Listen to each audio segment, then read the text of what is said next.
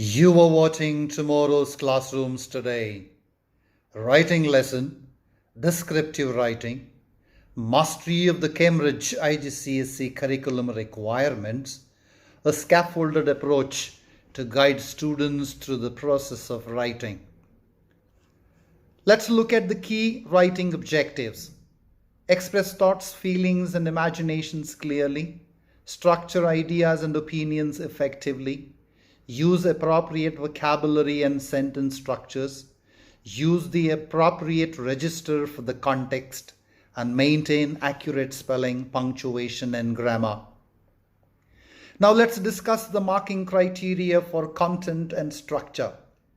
Of the 40 available marks, 16 are awarded for your content and structure.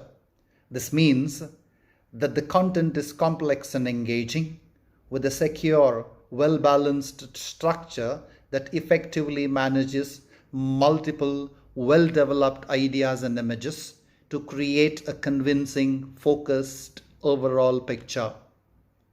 Now let's discuss the marking criteria for style and accuracy. Of the 40 available marks, 24 are awarded for your style and accuracy. This means your writing must use precise vocabulary and varied sentence structures for effect, maintain a consistent and suitable register, and has almost flawless spelling, punctuation, and grammar. Now, to demonstrate your understanding of imagery types, match the imagery types with their examples. The first one is done for you. Now pause the video momentarily and complete the rest. When finished, check your answers against the answer key. To demonstrate your understanding of adjective types, match the adjective types with their examples. The first one is done for you. Now pause the video momentarily and complete the rest. When finished, check your answers against the answer key. To demonstrate your understanding of figurative language, match the figures of speech with their examples. The first one is done for you. Now pause the video momentarily and complete the rest. When finished, check your answers against the answer key. To begin with, let's break down the writing prompt. First, identify the genre or what you are writing. You're writing a description. You will be given a topic to base your writing. You should write between 350 and 450 words, which is 2 to 2.5 sides of A4 in standard handwriting. You must keep in mind the marking criteria. Select relevant sensory vocabulary to plan the description of the untidy room. Choose the most fitting vocabulary based on what you are describing. Your selection must include vocabulary for all the imagery types. Visual, for example, disorganized, cluttered, scattered, haphazard. Auditory, for example, quiet, swish, creak, shrill, echo, noisy. Tactile, for example, rough, uneven, lumpy, dusty, greasy, sticky.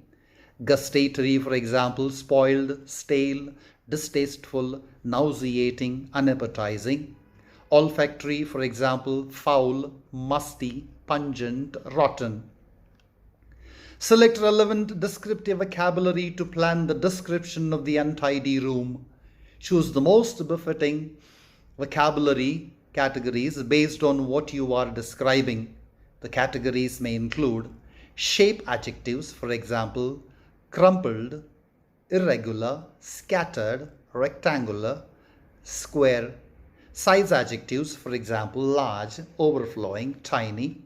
Appearance adjectives, for example, cluttered, sticky, scribbled, stained. Color adjectives, for example, white, dark, faded, patchy.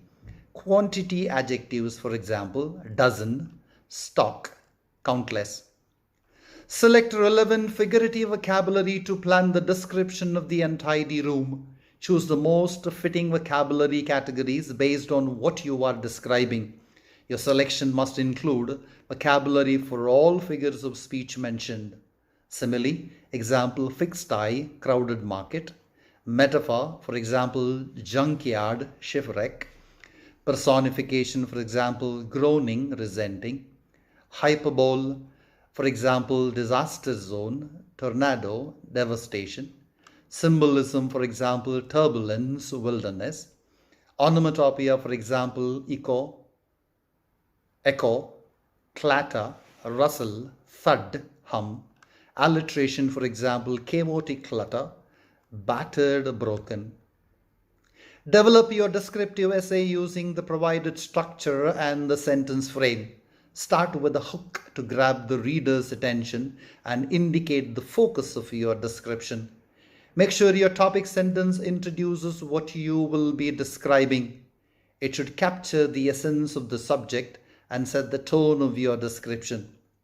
To design body paragraphs, incorporate sensory imagery, descriptive vocabulary, and figurative language. Conclude with a summary statement that reflects on the overall impact of your description. Let's start working with body paragraphs. To create a vivid and engaging description, first of all, you will focus on using sensory vocabulary to appeal to the five senses. Your goal is to paint a picture with words that allow readers to experience the atmosphere of the room. For visual imagery, use words that describe the visual appearance of the room. For example, disorganized, cluttered, scattered, haphazard. Focus on the disorganization and chaos of the space. For auditory imagery, think about the sounds present in the room. For example, quiet, swish, creak, shrill, echo, noisy. Use onomatopoeia to help the reader hear the environment. For tactile imagery, describe the physical sensations associated with touching items in the room. For example, uneven, lumpy, greasy, sticky, dusty, rough. Imagine textures, temperatures, and the overall feeling of the space. With regards to gustatory imagery, think about the air quality and the taste that lingers in the room due to foul smells. For example, stale, nauseating, spoiled, distasteful, unappetizing. Although the taste is less common in descriptions of spaces, you can still identify them. As per olfactory imagery, smell can be one of the most powerful senses to describe in an untidy room. For example, foul, musty, pungent, rotten. Consider what smells would be most prominent. Secondly, create a detailed description of an untidy room by focusing on various aspects such as shape, size, appearance, color, and quantity. Use specific adjective types to bring your descriptions to life. Describe the shape of objects and areas in the room. For example, crumpled, irregular, scattered, rectangle, square. Consider how the shapes contribute to the overall messiness of the space. Next, focus on the size of the items and the extent of the disorder.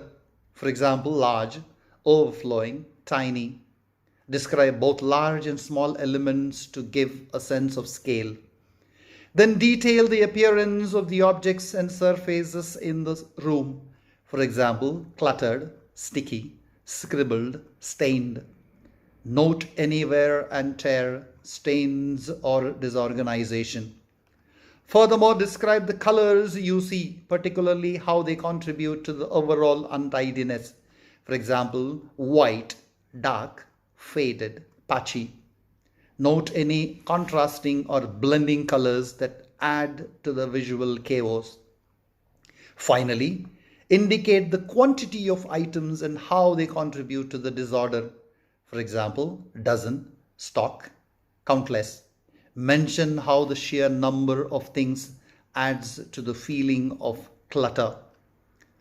To develop your description of the untidy room using figurative language, follow the instructions below. For a simile statement, describe what you see in the untidy room by comparing it to something unlike. For example, compare it to a fixed eye and crowded market. For a metaphorical statement, make a direct comparison between what you see in the untidy room and something else. For example, compare it to a junkyard and shipwreck. To personify, give human qualities or actions to non-human objects in your description of the untidy room. For example, ascribe human characteristics like groaning and resenting. To create a hyperbole, use deliberate exaggeration to describe something in the untidy room more intensely. For example, exaggerate it as disaster zone, tornado, and devastation.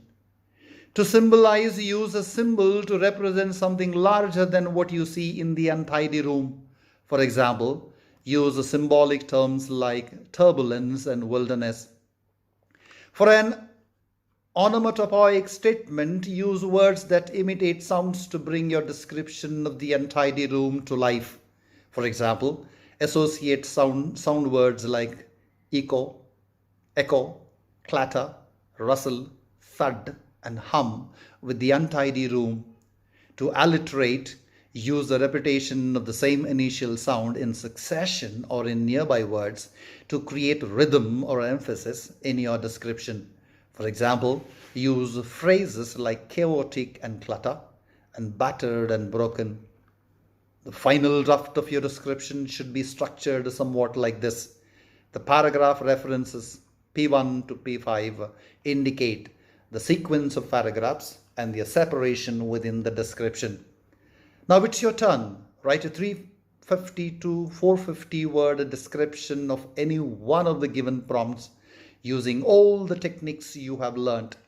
Focus on appealing to the senses and bringing the scene to life with a descriptive and figurative language. Remember, your writing will be judged based on both the content you create and the style in which you write. Thanks for watching. Stay tuned for more IGCSE lessons and tips. Subscribe for more educational content. Like if you found this video helpful. Share this video with your peers. Comment on the video with your feedback. Let's master the art of writing together and excel in Cambridge IGCSE exams.